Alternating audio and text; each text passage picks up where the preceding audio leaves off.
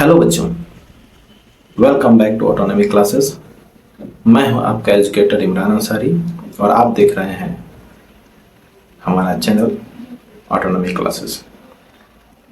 आज की इस वीडियो में हम जानेंगे कि कोशिकाएं क्या होती हैं। क्या आपने कभी सोचा है कि इतनी बड़ी पेड़, इतनी छोटी बैक्टीरिया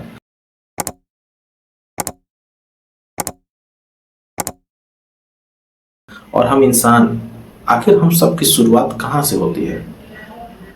तो आज की इस वीडियो देखने के बाद आप कोशिका के बारे में पूरी जानकारी हासिल कर लेंगे कि कोशिकाएं क्या होती हैं, कोशिकाओं के फंक्शन क्या होते हैं, कोशिका कितने प्रकार के होते हैं। तो चलिए शुरू करते हैं। तो देखिए, कोशिकाएं जीवन की मूलभूत इकाई होती है। इसलिए यदि हम किसी जीव को कोशिकीय स्तर पर विभाजित करें तो हमें जो सबसे छोटा स्वतंत्र घटक मिलेगा वो कोशिका ही होगा। तो सबसे पहले समझते हैं कि कोशिकाएं जीवन की मूलभूत इकाई होती है। इसका आकार लगभग 0.0001 मिलीमीटर से लेकर के लगभग 150 मिलीमीटर तक होता है। अगर कोशिका की परिभाषा की अगर हम बात कर रहे हैं तो कोशिका को जीवन की सबसे छोटी मूलभूत इकाई के रूप में परिभाषित किया जाता है, जो जीवन की सभी प्रक्रियाओं के लिए जिम्मेदार होती है। कोशिकाएं सभी जीवित प्राणियों की संरचनात्मक, क्रियात्मक और जैविक इकाइयां होती हैं। एक कोशिका स्वतंत्र रूप से स्वयं को पुनः उत्पन्न कर सकती है, इसलिए इन्हें जीवन की मूलभूत इकाई भी कहा जाता है। जैसे आप जानते हैं कि प्रत्येक कोशिका में साइटोप्लाज्म नामक एक तरल पदार्थ होता है जो एक झिल्ली से घिरा होता है। साइटोप्लाज्म में प्रोटीन, न्यूक्लिक एसिड और लिपिड जैसे कई जैव अणु भी मौजूद होते हैं। इसके अलावा कोशिका अंगक नामक कोशिकीय संरचनात्मक साइटोप्लाज्म में निलंबित होता है। तो अगर हम बात करें कि कोशिकाएं होती क्या हैं, तो कोशिका जीवन की संरचनात्मक और मूलभूत इकाई है। कोशिकाओं की मूल संरचना से लेकर के प्रत्येक कोशिका अंग के कार्यों तक के अध्ययन को कोशिका जीव विज्ञान कहा जाता है। रॉबर्ट हुक सबसे पहले जीव विज्ञानी थे।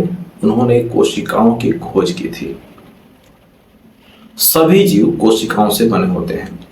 वे एक कोशिका या कई कोशिकाओं से बने हो सकते हैं। माइकोप्लाज्मा सबसे छोटी ज्ञात कोशिकाएं हैं। कोशिकाएं सभी जीवित प्राणियों की मूलभूत इकाई है। वे शरीर को संरचनात्मक प्रदान करती है और भोजन से प्राप्त पोषक को ऊर्जा में परिवर्तित करती है। कोशिकाएं जटिल होती हैं और उनके घटक जीव में विभिन्न कार्य करते हैं। वे इमारतों की ईंट की तरह अलग अलग आकार और आकृति की तरह होती हैं। हमारा शरीर भी अलग अलग आकार और आकृति की कोशिकाओं से बना होता है। कोशिकाएं हर जीवन में संगठन का सबसे निचला स्तर होता है। एक जीव से दूसरे जीव में कोशिकाओं की संख्या भिन्न हो सकती है। मनुष्यों में बैक्टीरिया की तुलना में अधिक कोशिकाएं होती हैं।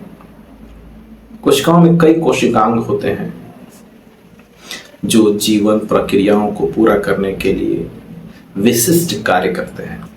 प्रत्येक कोशिकांग की एक विशिष्ट संरचना होती है। जीवों का आनुवंशिक पदार्थ में कोशिकाओं में मौजूद होता है। अगर हम बात कर लें कि कोशिका की खोज कैसे हुई, किसने की, तो कोशिकाओं की खोज विज्ञान के क्षेत्र में हुई। उल्लेखनीय उपलब्धियों में से एक है कि इसमें हम जानते हैं कि मदद मिली कि सभी जीव कोशिकाओं से बने होते हैं और ये कोशिकाएं विभिन्न जीवन प्रक्रियाओं को पूरा करने में सहायक होते हैं। कोशिकाओं की संरचना और कार्य ने हमें जीवन को बेहतर ढंग से समझने में मदद की है। रॉबर्ट हुक ने 1665 में कोशिका की खोज की। उन्होंने एक कार का एक छोटा टुकड़ा कंपाउंड माइक्रोस्कोप से देखा और उसमें एक बहुत छोटी छोटी संरचनाएं दिखाई दी जो उन्हें छोटी कमरे जैसी लगी। इसलिए इन कमरों को उन्होंने कोशिका नाम दे दिया। लेकिन उनके माइक्रोस्कोप की क्षमता कम थी, इसलिए वे इनकी आंतरिक संरचनाएं नहीं देख पाए। उन्हें निर्जीव मान लिया गया। बाद में एंटोन वैन लीeuwenhoek ने अधिक शक्तिशाली माइक्रोस्कोप से कोशिकाओं को देखा। इस बार उन्होंने पाया कि कोशिकाएं चलती हैं, इसलिए उन्होंने निष्कर्ष निकाला कि ये जीवित हैं और इन्हें एनिमलक्यूलस कहा।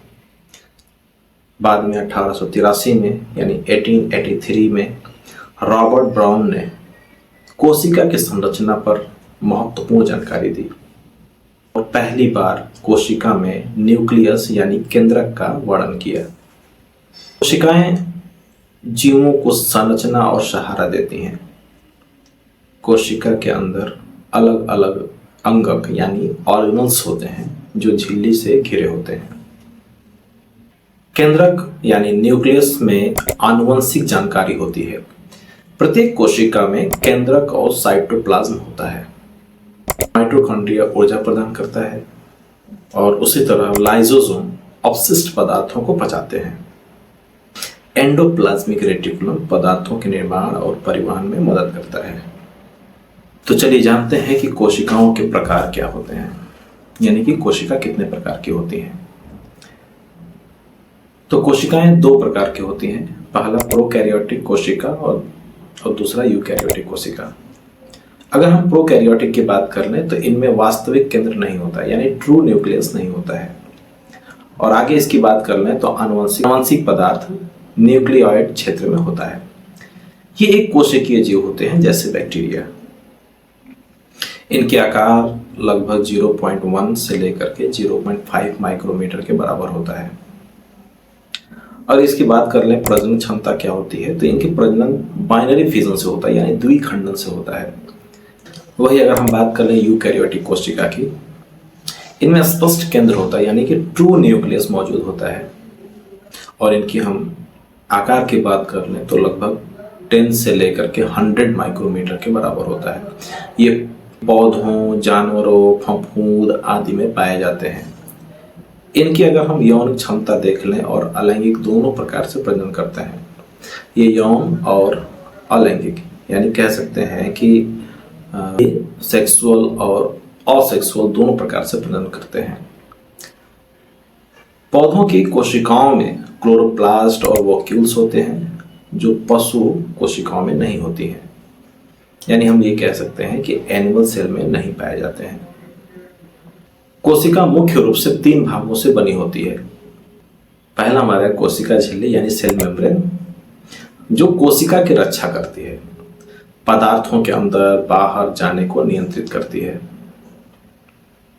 वही अगर हम बात कर लें सेल वॉल की यानी भित्ति की, तो ये समझिए कि ये कोशिका भित्ति सिर्फ पौधों में ही पाई जाती है। कोशिका को मजबूती और आकार प्रदान करती है। वही अगर हम बात कर लें साइटोप्लाज्म की, तो साइटोप्लाज्म एक जेली जैसा पदार्थ होता है। सभी रासायनिक क्रियाएं यही होती हैं।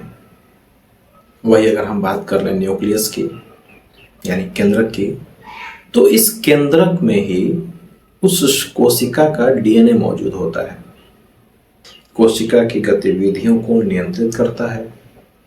तो चलिए आगे देखते हैं कि कोशिका के अंगक यानी सेल ऑर्गेनल्स क्या हैं। न्यूक्लियोलस राइबोसोम का निर्माण, क्रोमोसोम आनुवंशिक जानकारी यानी पदार्थों का निर्माण और परिवहन, गोल्गी बॉडी डाकघर पदार्थों का वितरण करता है, राइबोसोम प्रोटीन का निर्माण करता है, माइटोकॉन्ड्रिया ऊर्जा प्रदान करता है, लाइसोसोम अपशिष्ट पदार्थों का नाश करता है। वही अगर हम बात कर रहे हैं क्लोरोप्लास्ट का, तो क्लोरोप्लास्ट प्रकाश संश्लेषण का कार्य करता है और वकील जो होता है वो संग्रहण का कार्य करता है। देखते हैं कि कोशिका का सिद्धांत क्या है, यानी सेल थ्योरी क्या था। कोशिका के कार्य क्या होते हैं, यानी फंक्शंस ऑफ सेल। संरचना और सहारा, यानी कि सभी जीव कोशिकाओं से बने होते हैं और कोशिकाएं विभाजित होकर वृद्धि करती हैं।